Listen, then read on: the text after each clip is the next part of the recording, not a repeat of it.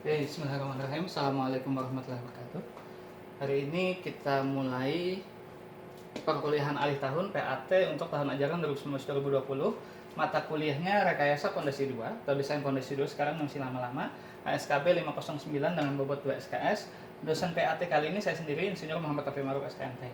Untuk jadwalnya itu kita laksanakan Selasa 2 kali, jam 9 sampai jam 8 sampai jam 9.40 dan jam 1.50 sampai 15.30 kita via portal Simari ULM. Nah, tempat pertemuannya kenapa portal Simari nanti saya jelaskan setelah ini.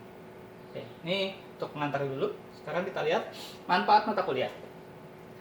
Pertama, kenapa kita belajar desain pondasi 2 atau terutama mata kuliah geoteknik adalah untuk memberikan bekal dasar ilmu pengetahuan teknik sipil dan keterampilan bidang geoteknik, khususnya rekayasa pondasi yang cukup kepada lulusan supaya yang pertama mampu mengamati, mengenali, dan melakukan pendekatan pemecahan masalah dalam bidang geoteknik secara ilmiah. Yang kedua, mampu menerapkan ilmunya, serta mampu menghadapi perubahan dan mengikuti perkembangan mutakhir dalam bidang geoteknik. Intinya kayak gini, sampai sekarang belum ditemukan bangunan yang bisa berdiri tanpa pondasi. Nah, sehingga kalian sebagai mahasiswa sipil yang nantinya lulus diharapkan bisa bekerja di bidang sipil harus menguasai bidang pondasi ini. Karena kenapa? Karena kita tempat bangunan itu berdiri. Oke, next. Nah, kasus-kasus selama ini bisa kita kelompokkan kasus geoteknik seperti ini. Yang pertama ada permasalahan dalam tanahnya sendiri, yang kedua adalah permasalahan konstruksi. Permasalahan tanah yang sering muncul adalah pertama kelongsoran tanah. Itu kita bahas di Mekanika Tanah 2, stabilitas lereng, ingat. Kemudian penurunan tanah sudah kita bahas juga di Mekanika Tanah 2. Dan daya dukung tanah. Daya dukung tanah ini sudah kita bahas di desain pondasi 1. Desain pondasi 1 di semester kemarin. Di desain pondasi 1 kita sudah bicara pondasi dangkal dan dinding penahan tanah. Nah, sisanya kita akan bahas di sini. Kemudian kalau masalah konstruksi yang pertama adalah penurunan pondasi, miringnya bangunan dan dinding penahan tanah. Dinding penahan tanah sudah kita bahas di pondasi 1, tapi turap akan kita bahas di sini nanti. Kemudian penurunan pondasi dan miringnya bangunan. Nah, karena ada masalah tanah dan masalah konstruksi ini, maka muncul pemecahannya. Pemecahannya apa? Untuk masalah tanah, maka kelongsoran tanah kita muncul teknologi stabilisasi lereng tanah timbunan. Penurunan tanah dan daya dukung, maka pemecahannya adalah kita harus bisa mengontrol daya dukung dan penurunan tanah. Kemudian kita harus bisa mendesain desain fondasi yang memenuhi syarat dinding serta dinding penahan tanah yang aman. Di mana kesemuanya itu memerlukan keahlian, keterampilan, dan keahlian. Nah, sekarang pondasi 2. Pondasi 1 itu kita belajar secara umum adalah pondasi dangkal dan dinding penahan tanah. Pondasi 2 kita bagi dua juga, yaitu pondasi dalam dan konstruksi turap. Nah, pertama, mata kuliah bidang geoteknik khususnya rekayasa pondasi 2 diberikan kepada mahasiswa dimaksudkan agar pada waktunya nanti diharapkan pertama lulusan diberikan bekal pengetahuan tentang tanah dan geologi. Kenapa? Karena kalau bicara pondasi itu kadang-kadang bisa di batuan duduknya, nggak cuma di tanah. Sehingga kita harus tahu ada geologi juga, serta problemanya, khususnya pada tanah mineral dan organik, dan dapat menyelesaikan permasalahan pada pondasi yang lebih terarah. Kemudian lulusan tahu dan mengerti cara merencanakan. Pertama kita harus bisa merencanakan pondasi dalam maupun konstruksi turap dengan baik. Kemudian lulusan tahu dan mengerti kriteria perencanaan pondasi dalam maupun konstruksi turap baik pada tanah berpasir maupun tanah lopo. Kriteria perencanaan ini peraturan-peraturan standar yang digunakan, terutama sekarang adalah SNI 8460 tahun 2017. Kemudian lulusan mempunyai pengetahuan problem perencanaan pondasi dalam dan konstruksi turap pada tanah pasir maupun lempung dan mampu merancang konstruksi yang sesuai dengan kondisi tanah tersebut. Jadi setelah bisa merencanakan, kemudian tahu code, kita juga harus tahu atau bisa memahami kalau ada problem gimana, problem itu sebabnya apa, penanganannya gimana.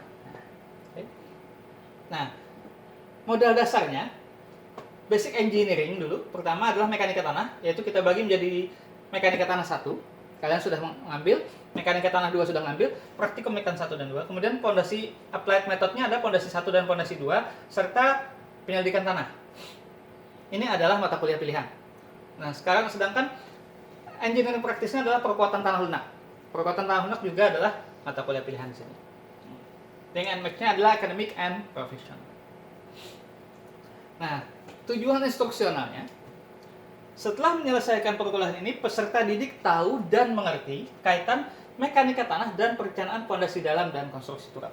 Kalau kalian masih agak lemah di mekanika tanah, mungkin agak sulit memahaminya. Kenapa? Karena kita nyari angkanya di mekanika tanah. Angka itu tinggal kita pakai di pondasi. Nah, sehingga seperti itu.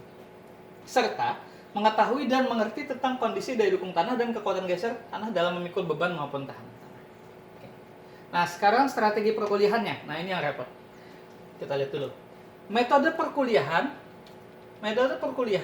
untuk mata kuliah ini menggunakan kuliah online via Simari. Nah, kenapa via Simari? Sesuai dengan kuliah online via Simari ini pada seluruh pertemuan. Jadi kita nggak akan ketemu di kelas. Kita full via Simari.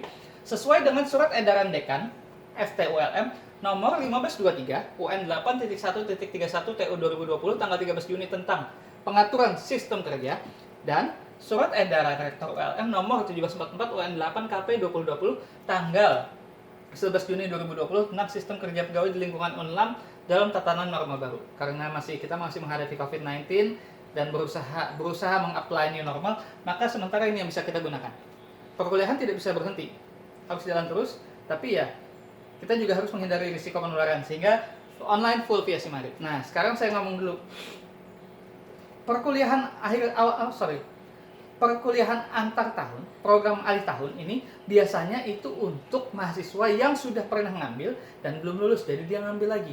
Tapi kalau ada mahasiswa yang baru ngambil, maka mau nggak mau harus bisa mengikuti pola PAT.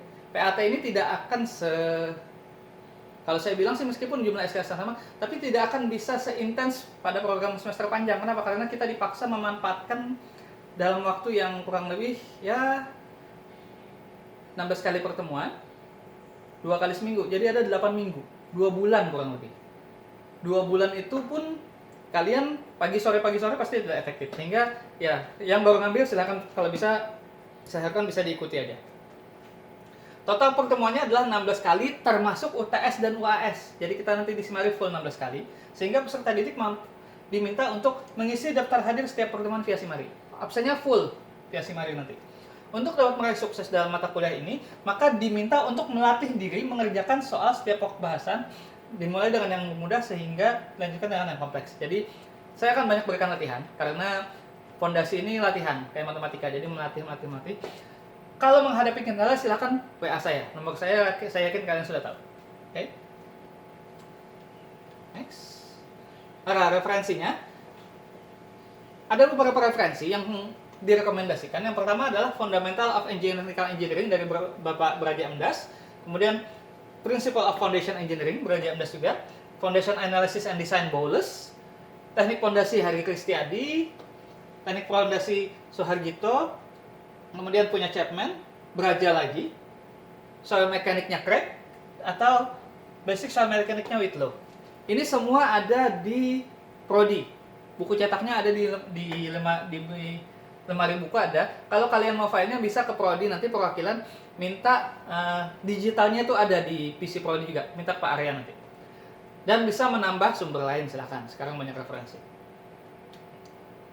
Tugasnya. Nah, tugas utama dari mahasiswa adalah mempelajari setiap pokok bahasan, kemudian akan ada sejumlah tugas mandiri.